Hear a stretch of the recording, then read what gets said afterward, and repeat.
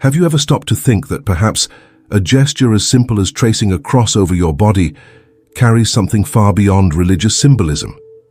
That behind the almost mechanical sequence of movements, touching the forehead, the chest, the left shoulder, then the right, lies an ancestral code, a dormant energetic portal in human memory.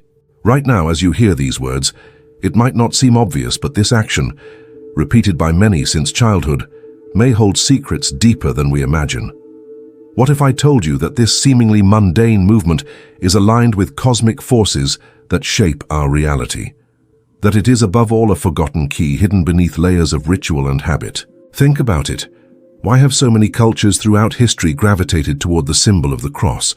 From Egyptian pyramids to Hindu temples, from Norse runes to medieval stained glass, the cross seems to be a universal signature. It's not just a representation of sacrifice or redemption. It is, above all, an energetic map, an archetype that transcends time and geography, echoing in the depths of the human soul. And when we make this gesture, even unknowingly, we activate something within us, a lost connection between the visible and the invisible, the physical and the ethereal. Perhaps you've done this thousands of times without ever truly feeling its power. Maybe you were taught to do it as a form of protection, blessing, or supplication. But what if I told you it's not just about asking for divine help, but about opening an inner channel, about remembering who you truly are? Because the human body, in its own geometry, is also a cross. Arms outstretched form the horizontal, legs grounded form the vertical. We are by nature beings crossed between dimensions, between matter and spirit, reason and intuition, past and future. And each time we trace this symbol, we reaffirm this sacred duality. If you're here, listening to these words, perhaps it's because you've felt at some point that there's more to this gesture. An inexplicable sensation when touching your chest, a lightness when drawing your fingers across your face, a warmth that arises when the movement ends. This is no coincidence. It is an ancient echo from times when humans still knew how to converse with the universe through the body. When every gesture had a purpose, every syllable was a vibration, and every symbol was a door. And that door, my friend, remains open. We just need to learn to recognize it. So why not embark on this journey together? If you feel curious, if you want to understand what lies behind this gesture that everyone knows but few comprehend, then this is the right place. This video is for you who seek more than superficial explanations, who sense a mystery pulsing beneath the routine, waiting to be revealed. And if you haven't subscribed to the channel yet, maybe now's the time. Because what we'll explore here goes far beyond a simple historical explanation. We'll dive deep into the symbolic heart of humanity, where myth, energy, and consciousness intertwine like threads of a single tapestry. Now imagine with me, what would happen if instead of performing this movement as a conditioned reflex, you did it with full awareness, with presence? What would change if, when touching your forehead, you truly felt the weight of the mind, and when moving to your chest you connected with the rhythm of your heart? What if, when tracing across your shoulders, you balanced your inner polarities, reason and emotion, logic and intuition, masculine and feminine? Know that each part of the body represents a specific energy, and by tracing the cross, we harmonize them. It's as if each touch were a musical note that, combined with the others, creates a melody capable of awakening something dormant within us. It is no coincidence that so many ancient traditions used specific gestures to activate altered states of consciousness. Shamans danced in circles to enter a trance. Buddhists used hand mudras to channel energy. Egyptian initiates traced sacred symbols to invoke higher forces. After all, the body is not just flesh, it's an instrument. And movement, especially when done with intention, becomes a direct language with the universe. So perhaps the sign of the cross is exactly that, a bodily mantra, a prayer in motion, a bridge between the material and spiritual worlds. If you're starting to feel there's a greater truth in all this, let me ask, have you ever stopped to observe how you move when making this gesture? Consciously? Or has it always been something automatic, almost unconscious? How many times have we done something like this without realizing its potential? Perhaps it's time to look inward and experience this movement with new eyes, to realize that, behind the tradition, there's a vibrational code, a geometric pattern that resonates with the fundamental structure of reality. And maybe, just maybe, by doing it with full attention, we can access states of peace, clarity, and even enlightenment. But the lingering question is, why did so many civilizations, separated by millennia and continents, independently arrive at similar forms of spiritual expression? Is it mere coincidence?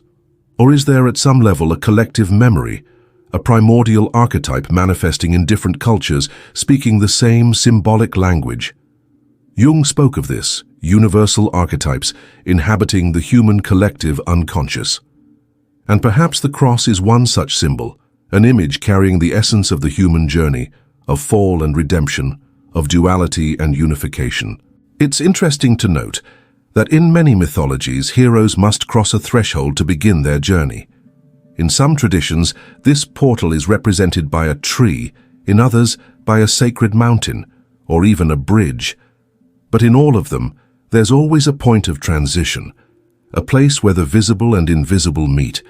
What if the sign of the cross is exactly that? A personal portal, created by your own hands, allowing you to transcend the ego's limits and touch the essence of who you are. Perhaps each time we perform it consciously, we're crossing an inner threshold, entering territories of the soul we didn't know existed. And the most fascinating part is that this idea isn't new. There are records of similar practices in very ancient cultures, even outside the Christian context.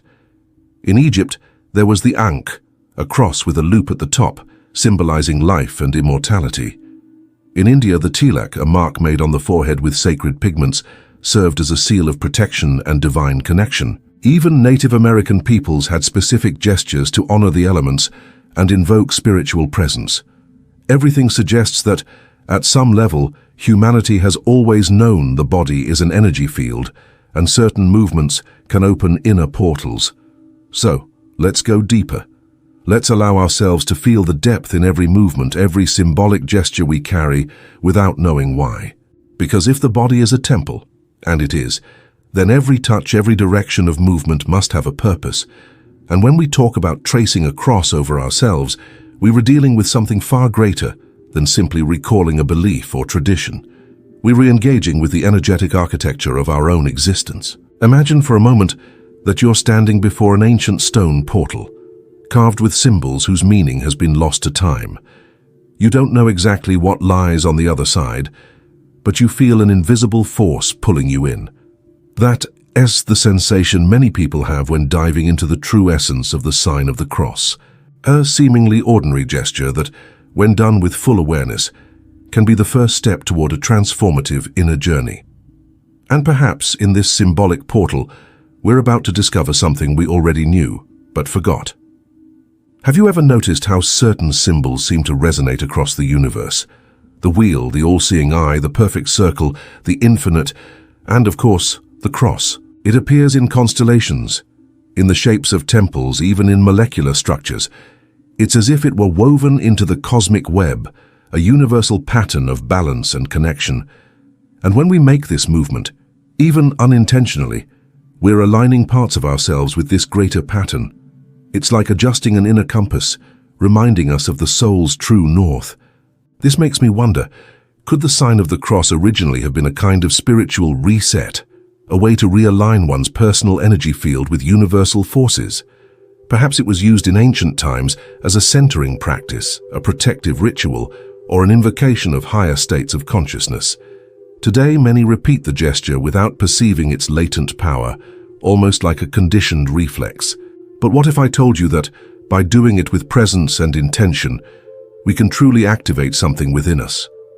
It's important to remember that, in many ancient traditions, the body was seen as a microcosm of the universe. Each part represented an element, an energy, a frequency. The forehead, for example, symbolized the mind, thought, clarity. The chest, the heart, emotion, love. The shoulders, the balance between polarities, reason and emotion, logic and intuition. And by mentally tracing a cross over oneself, we're harmonizing these parts, creating a bridge between heaven and earth, between the conscious and the unconscious. This isn't just an abstract idea. In practices like Reiki, yoga, Taoism, and even some modern meditation techniques, specific gestures are used to channel energy. Hands positioned in certain ways can alter the energy flow.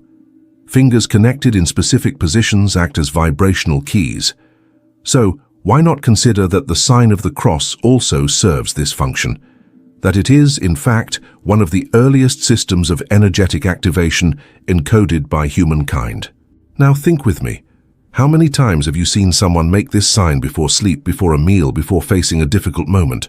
How many times was it done automatically, almost as a mechanical ritual? What if, instead, we did it with full awareness, with conscious breathing, with the intention to realign not just faith, but our inner energy field? Could it be that by doing so, we'd enter a state of deep, calm, inner connection or even spiritual awakening? Here's a fascinating question. Why did so many cultures, even without contact, develop variations of this same gesture?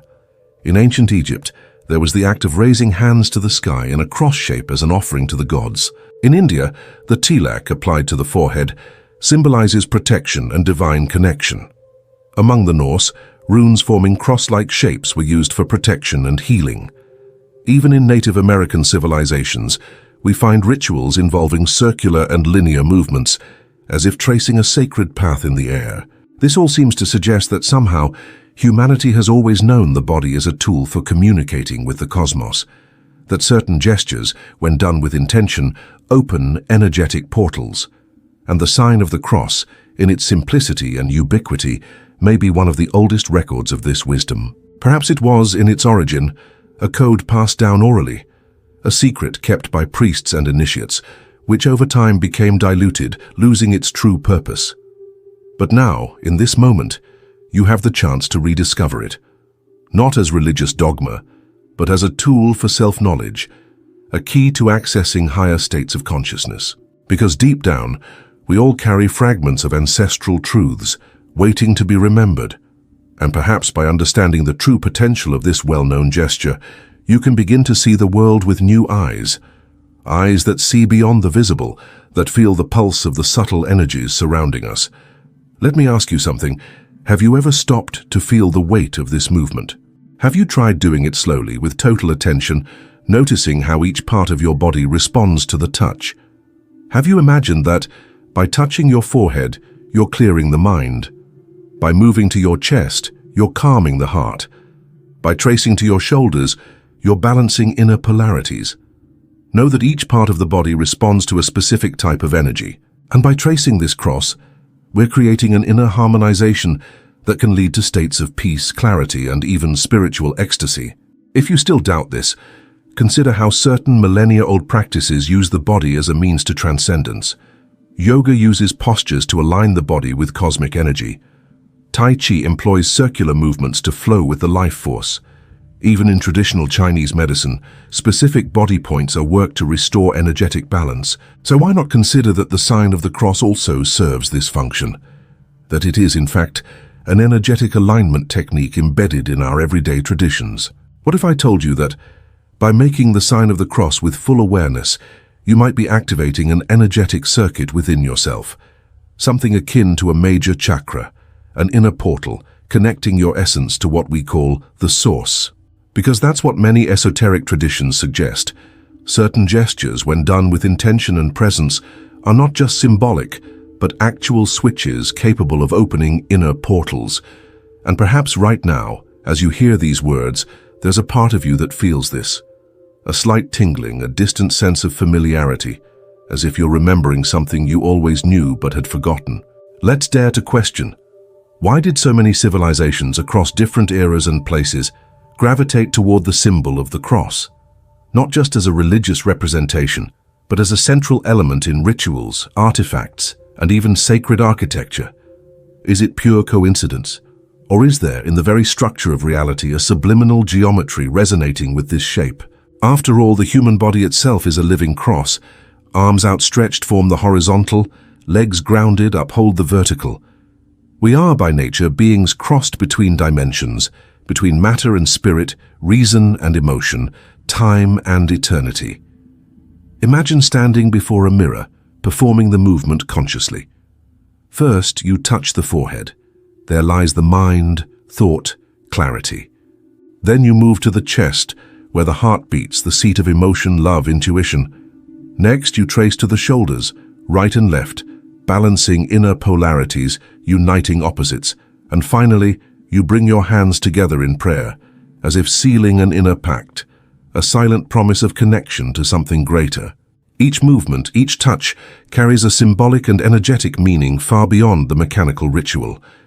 It's as if, by tracing this cross over yourself, you're remembering who you are, a multidimensional being, inhabiting a physical body, but connected to a vastly greater reality. This makes me wonder, could the sign of the cross in ancient times have been a technique of initiation, a secret gesture, passed from master to disciple, serving as a key to altered states of consciousness? Perhaps it was originally a shamanic practice, a method of centering before spiritual journeys, an energetic code allowing the practitioner to align with higher forces. But over time, it was absorbed by religious systems and lost its original purpose, becoming an almost automatic habit, stripped of its initial potency. It's curious to note how similar practices exist in other cultures. In Hinduism, for example, there's the tilak, a sacred mark on the forehead symbolizing protection and divine connection. In Egyptian temples, we find depictions of priests raising their hands in a cross shape as an invocation. Even among Native American peoples, there are accounts of rituals involving circular and linear movements, as if tracing invisible paths in the air, perhaps unconsciously repeating cosmic patterns we all carry in ancestral memory. All this seems to indicate that the human body, in its very anatomy, is a sacred map, that each point touched during the sign of the cross corresponds to an energetic center, a gland, a chakra, a specific vibrational field, and by activating them sequentially, we're creating an inner harmonization that allows energy to rise, blockages to dissolve, and consciousness to expand. It's as if with that simple movement, we're clearing a channel linking our soul to the cosmos. Here is a profound question. What if the sign of the cross isn't just a gesture of protection, blessing, or supplication, but a dormant spiritual awakening tool hidden in our everyday traditions? What if it holds in its simplicity the secret to accessing elevated states of peace, clarity, and connection with the whole? Could it be that, by performing it with full awareness, we could activate a higher consciousness, a different frequency of perception? Think about it. How many times have we made this movement without truly feeling its power? How many times was it just a formality, a habit learned in childhood without ever stopping to ask why? What if now you decided to try again, but this time with total presence, with conscious breathing, with focus on what each touch means energetically? What would change within you? Perhaps nothing seems obvious at first. Maybe it takes a few tries, some patience. But know that in many esoteric traditions, it's said that the key to awakening lies not in grand dramatic revelations, but in small details, in seemingly simple gestures, in words spoken with intention, in movements made with attention. And the sign of the cross may be one such detail, a door that was always open, waiting for you to choose to step through. If all this is true, then perhaps it's worth diving deeper. Perhaps it's worth exploring what lies behind this well-known but little understood gesture.